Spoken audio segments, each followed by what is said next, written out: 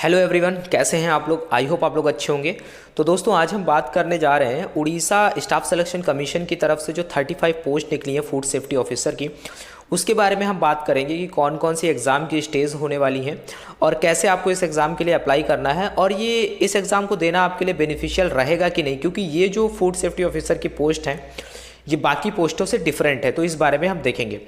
उससे पहले यार जो लोग नए हो, अगर जिनको पीडीएफ्स वगैरह चाहिए, ऑलरेडी पहले से ही बहुत सारे पीडीएफ्स मैंने बनाकर टेलीग्राम में चैनल में डाले हुए हैं, वहाँ से जाकर के आप डाउनलोड कर सकते हो। इसके साथ ही साथ कोई क्वेरी हो तो आप मुझे इंस्टाग्राम या फिर मेल करके पूछ सकते हो।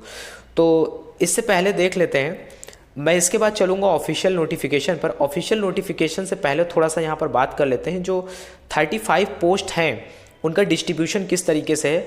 तो यहाँ पर जो है अनरिजर्व पोस्ट जो है वो 18 पोस्ट हैं।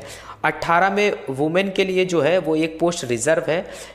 उसके बाद में अगर बात करें, यहाँ पर जो आपको 4 पोस्ट दिख रही हैं वो हैं एससी बीसी की, यानी कि सोशली इकोनॉमिकल बैकवर्ड क्लास जो होता है उसकी यहाँ पर 4 पोस्टें हैं, जिसमें वुमेन के लिए 2 पोस्ट रिजर्व हैं। एससी कैटेगरी की 6 पोस्ट हैं, ठीक है।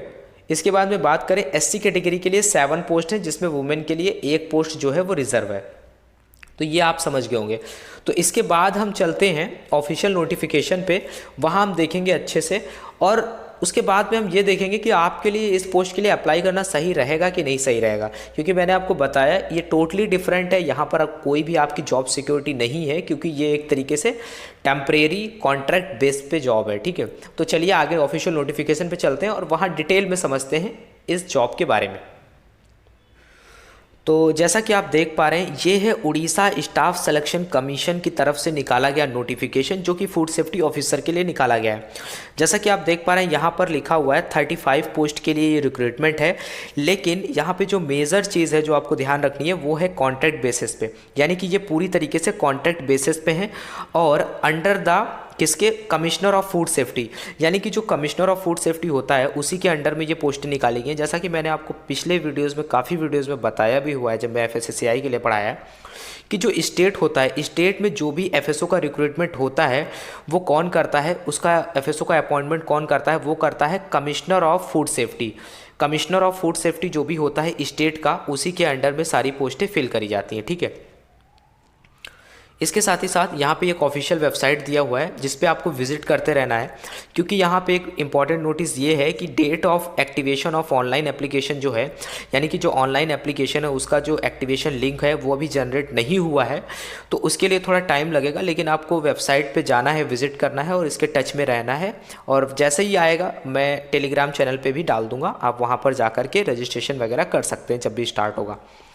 इसके साथ में जो जानने लायक और क्या है पोस्ट के बारे में, जो नंबर ऑफ़ वैकेंसीज़ हैं वो 35 हैं और कैसे डिस्ट्रीब्यूशन हुआ है इसके बारे में मैं पीछे आपको बता चुका हूँ, जो भी किस किस कैटेगरी के लिए कितनी पोस्टें हैं।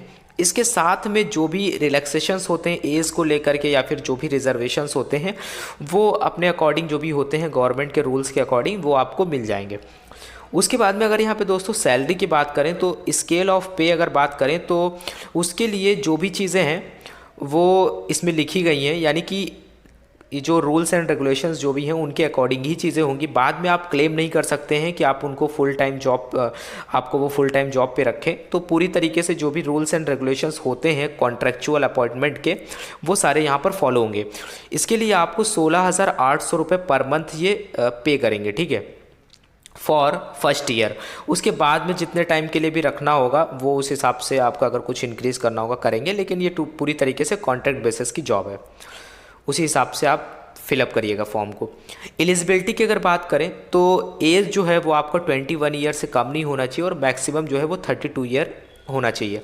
इसके साथ ही साथ एज जो काउंट होगी वो 1/1/2020 को काउंट होगी, ठीक है। इसके साथ ही साथ और अगर बात करें दोस्तों कि SC ST के लिए जो भी रिजर्वेशंस वगैरह होते हैं वो सारे आपको मिल जाएंगे। अब यहाँ पर बात आती है मिनिमम एजुकेशनल क्वालिफिकेशन की। तो जो नॉर्मल सभी फूड सेफ्टी ऑफिसर के लिए होता है, जो FSSAI हो चाहे स्टेट हो, वही यहाँ पर भी है। यहाँ पर डिग्री इन फूड टेक्नोलॉजी अगर आपके पास है, dairy technology, biotechnology, oil technology, agriculture science, veterinary science, biochemistry, microbiology, master degree in chemistry और डिग्री इन मेडिसिन, यही लोग अप्लाई कर सकते हैं इसके लिए, ठीक है। इसके साथ ही साथ यही सारी एजुकेशनल क्वालिफिकेशन पिछले वीडियोज़ में भी मैंने बताई थी, तो प्लीज़ जो लोग एलिजिबल हो वही लोग अप्लाई करिएगा। आप पहले से देख लीजिएगा, जो भी नोटिफिकेशन में लिखा है उसी के अकॉर्डिंग चीज़ें होंगी। इसके साथ ही साथ एक चीज़ ये भी है यहाँ पर, जो कि FSSAI में नहीं होता है, यहाँ पर आपके मिनिमम 60% मार्क्स होने चाहिए इस पोस्ट को अप्लाई करने के लिए। उसके बाद में अगर बात करें दोस्तों, तो इसके साथ ही साथ कंप्यूटर का थोड़ा नॉलेज होना चाहिए, विंडोज़ MS ऑफिस वगैरह, वो तो कॉमन है, सभी को होता है। एग्जामिनेशन, प्लान ऑफ एग्जामिनेशन, यानी कि इन्होंने जो प्लान किया है कि अभी पूरी तरीके से नहीं है, कुछ चेंजेस भी कर सकते हैं। तो प्लान ऑफ एग्जामिनेशन यहाँ पर ये है कि ये 3 स्टेज में कराएंगे, ठीक है। 3 स्टेज में कराएंगे। एक स्टेज 1 होगा जिसमें आपका एक मेन रिटन एग्ज़ाम होगा। उसके बाद में स्टेज 2 में क्या करेंगे, आपका एक कंप्यूटर स्किल टेस्ट करेंगे। उसके बाद में स्टेज 3 में क्या करेंगे, सर्टिफिकेट जो भी है उसका वेरिफिकेशन वगैरह जो होगा वो होगा। उसके बाद में ये एक सेलेक्ट लिस्ट निकालेंगे, उसके अकॉर्डिंग अनाउंस कर देंगे कि कौन कौन लोग सेलेक्ट हुए हैं मेरिट के हिसाब से, ठीक है। इसके लिए जो फीस रहने वाली है वो रहने वाली है 200, ठीक है। उसके बाद में बाकी जो 200 फीस है वो आपको कैसे पे करनी है, वो आपको ऑनलाइन जैसे भी डेबिट कार्ड क्रेडिट कार्ड किसी के भी थ्रू करनी है, और जो कि नॉन रिफंडेबल होगी, ठीक है। और अगर बात करें यहाँ पर कि जो रिटन एग्ज़ाम है उसमें आखिर आएगा क्या, तो रिटन एग्ज़ाम की अगर बात करें तो जो आपका मेन रिटन एग्ज़ाम हो रहा है उसमें 2 पेपर हो रहे हैं, ठीक है। एक तो आपका जो होगा objective type to be conducted in OMR sheet में कंडक्ट किया जाएगा, ठीक है। उसमें आपका जो पेपर 1 होगा और पेपर 2 होगा, 2 पेपर जो आपके होंगे, एक में होगा आपका जनरल स्टडीज़, मैथमेटिक्स और कंप्यूटर एप्लीकेशंस, जो नॉर्मल चीज़ें गवर्नमेंट जॉब में पूछी जा सकती हैं वो सारी चीज़ें, ठीक है। जो आपका टेक्निकल पेपर होगा ना, पेपर 2 वाला, उसमें आपसे थोड़ा सा फूड सेफ्टी एक्ट के बारे में पूछेंगे। फूड सेफ्टी एक्ट की जब आप बात आती है ना, तो आपको जो food safety and standard act 2006 वाला है उसका थोड़ा बहुत नॉलेज होना चाहिए, जिसके लिए मैंने वीडियोस बना रखे हैं। उसके बाद में केमिस्ट्री से कुछ क्वेश्चंस आएंगे।